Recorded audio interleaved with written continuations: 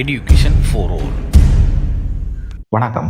நாங்கள் இன்றைக்கு திரியாங்கம் பற்றி பார்க்க போகிறோம்.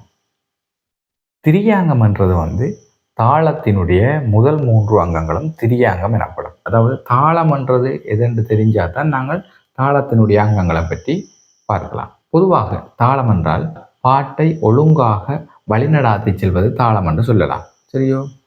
அப்போ இந்த தாளம்ன்றது என்ன வடிவாக சொல்ல வேணுமென்றால் பாட்டினுடைய காலப்பிரமாணத்துக்கு ஏற்ப கையினாலோ அல்லது கருவியினாலோ தட்டுதல் தாளம் எனப்படும் என்று தாளத்துக்கு வரைவிலக்கணம் சொல்லலாம். பாட்டின் காலப்பிரமாணத்துக்கு ஏற்ப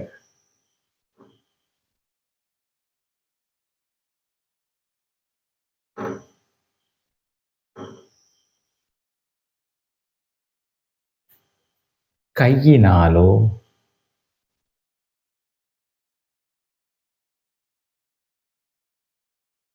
அல்லது கருவியினாலோ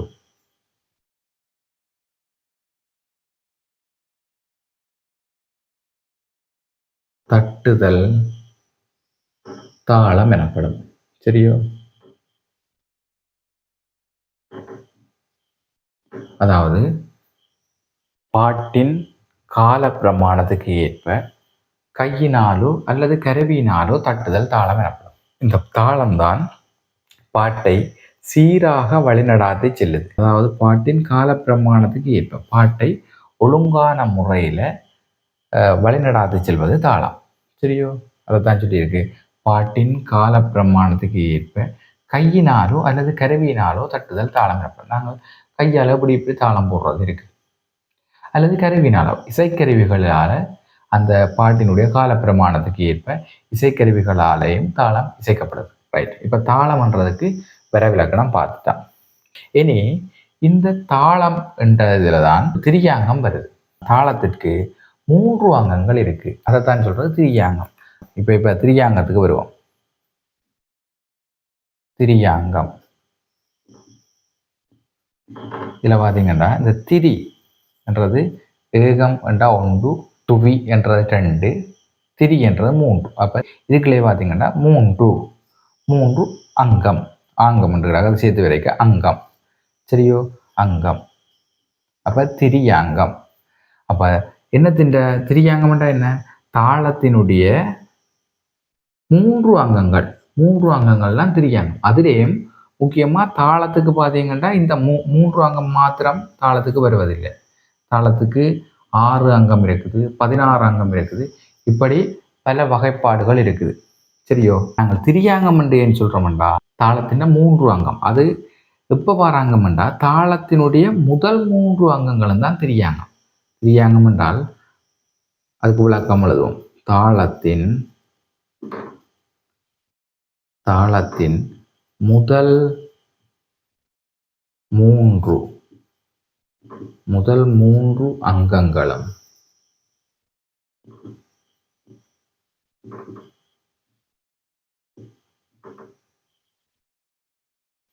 திரியாங்கம்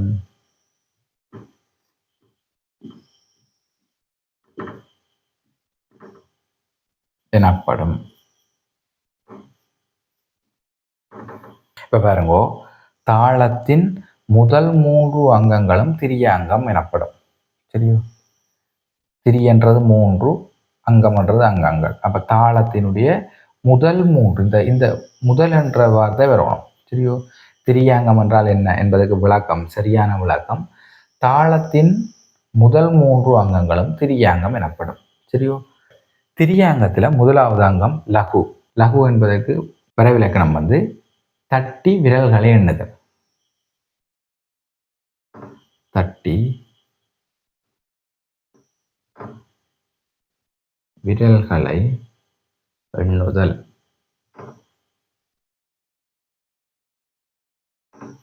இதுதான் லகு. லகு என்றால் என்ன? தட்டி விரல்களை எண்ணுதல். லகு என்றது தட்டி விரல்களை எண்ணுதல். இரண்டாவது துருதம். லகு துருதம்.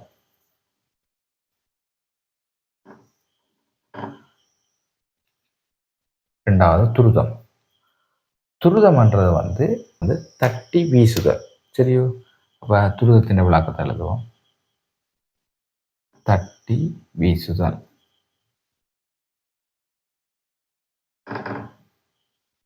முதலாவது லகு என்றால் தட்டி, ஒரு கையை தட்டி விரல்களை எண்ணுதல் வந்து லகு. துருதம் வந்து தட்டி வீசுதல். மற்ற இன்னும் ஒரு அங்கம், மூன்றாவது அங்கம் அனுத்துருதம்.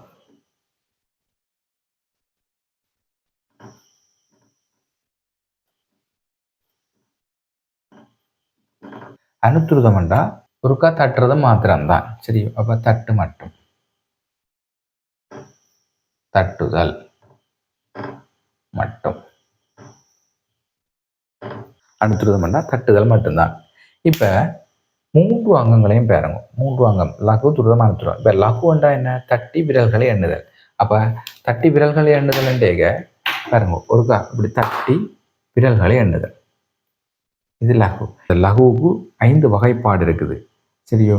அதில் தான் அந்த ஜாதிகள் எல்லாம் வருது. அதை புறவாக பொதுவாக நாங்கள் லகு என்றால் சதுஷ்டயாதி லகுவை தான் எடுக்கிறது. அப்போ தட்டி 3 விரல்கள் என்னது? சதுஷ்டயாதி லகு என்றைக்கு மொத்தம் வந்து 4 எண்ணிக்கை வரணும். லகுவுக்கு 4 எண்ணிக்கை வரணும்.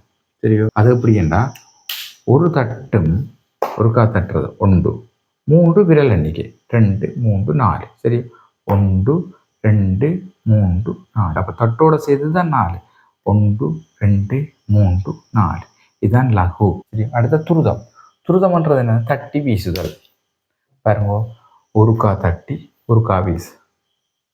அப்போ இப்போ பார்த்தீங்கன்னா இப்போ லகுவுக்கு 4 எண்ணிக்கை வந்துட்டு, துருதத்துக்கு தட்டி வீசுறது. அப்போ எத்தனை எண்ணிக்கை? 1, 2. அப்போ துருதத்துக்கு எண்ணிக்கை 2. சரியா? அனுத்துருதம் என்றா என்ன? தட்டுதல் மட்டும்தான். அப்போ ஒருக்கா தட்டுறதான் ஒரு தட்டு. அனுத்துருதம் என்றா என்ன? ஒரு தட்டு மாத்திரம்தான். சரி, அப்போ இதுக்கு எண்ணிக்கை எத்தனை? 1. அட்சர எண்ணிக்கைன்னு சொல்கிற இதுகளை. சரியோ? அட்சர எண்ணிக்கை 1. இதன் வந்து திரியாங்கம். திரியாங்கம் என்றால் தாளத்தினுடைய முதல் 3 அங்கங்களும் திரியாங்கம். அதில் முதலாவது லகு, துருதம், அனுத்துருதம். லகு என்றால் தட்டி விரல்களை எண்ணுதல். துருதம் என்றது தட்டி வீசுதல். அடுத்து அனுத்துருதம் தட்டுதல் மட்டும்தான். இந்த 3 அங்கங்களுக்கும் நாங்கள் செய்கை முறையை பார்த்துட்டோம்.